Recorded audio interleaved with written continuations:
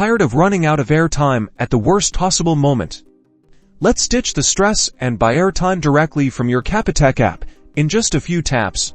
First, open your Capitec app and log in using your remote PIN or fingerprint. Once you're logged in, look for the Transact option on the bottom menu and tap on it. On the Transact screen, you'll see a range of options. Find and tap on Buy Airtime. Now, you'll need to select your mobile network provider. Tap the drop-down menu to see a list of available networks like Vodacom, MTN, Cell C, and Telcom. Choose your network provider by tapping on it. Next, carefully enter the phone number you want to recharge, including the area code. In the provided field, double-check to make sure it's correct.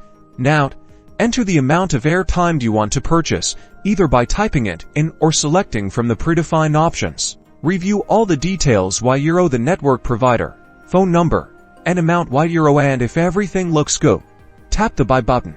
A confirmation screen will pop up, showing you all the transaction details. Again, make sure everything is correct before proceeding. You'll likely be prompted to confirm the purchase using your remote PIN or fingerprint authentication. Once confirmed, you'll see a success message indicating that your airtime purchase was successful.